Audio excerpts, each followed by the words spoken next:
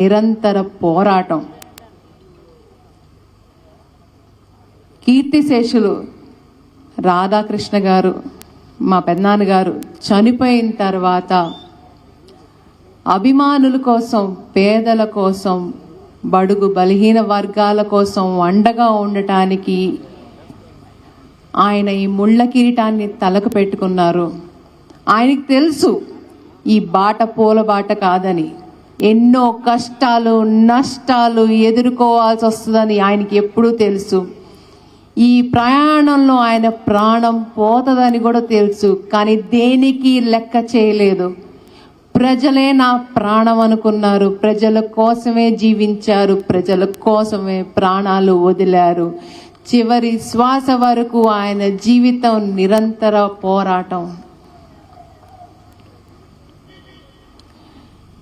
కష్టాలు, కన్నీళ్లు, ఉద్యమాల్లో పుట్టింది మా రాధారంగ మిత్ర మండలి.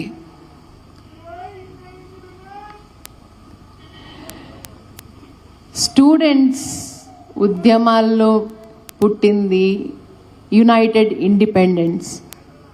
ఈ రెండు ఆర్గనైజేషన్లు వంగవీటి మోహన్ రంగ గారికి రెండు కళ్ళు లాంటివి. ఆయన ఎక్కడ ఉద్యమాలు చేసినా ఉప్పెనలా ఈ రెండు ఆర్గనైజేషన్లు ఆయన వెంటుండి ఆయన సైన్యంగా పోరాటానికి ఎప్పుడు సిద్ధమయ్యేది. అందుకనే రంగా గారు ఎప్పుడైనా దేనికైనా రెడీగా ఉండేవారు. ఎందుకంటే ఆయన వెనక ఎప్పుడు ఒక ఫోర్స్ ఉండేది, రెండు ఫోర్స్లు, రాధారంగ మిత్ర మండలి యుఐ. ఇవాళ నేను వచ్చింది కూడా మా రాధారంగ మిత్ర మండలికి ప్రాణం పోయటానికి ఉంది. మా రాధారంగ మిత్ర మండలి, కానీ దాన్ని ఇంకా బలపరచాలి. రాధారంగ మిత్ర మండలికి ఏ కులం, మతం, పార్టీ లేదు.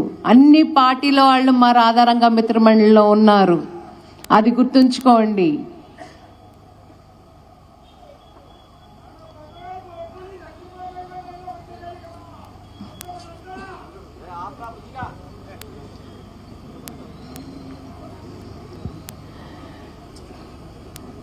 ముప్పై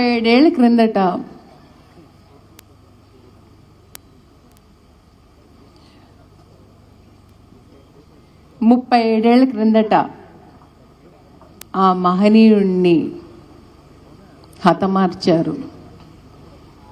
పేదల కోసం పోరాడుతుంటే నిరాయుధుడైన, ఆయుధం లేని మనిషిని అడ్డంగా చంపేశారు.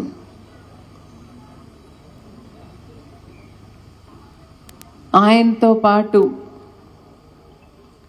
రాధారంగ మిత్ర మండలి సభ్యుడు మగవాడైన మురళి, అలాగే యునైటెడ్ ఇండిపెండెన్స్ విద్యార్థి సంఘం అధ్యక్షుడు దీక్షితులు, రాష్ట్ర వ్యాప్తంగా 42 మంది మనుషుల్ని చంపేశారు.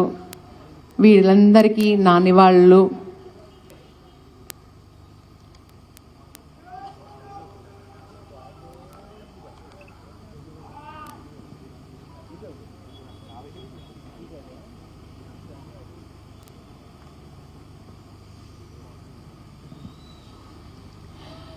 ఇక్కడ మీకు ఒక విషయం చెప్పాలి.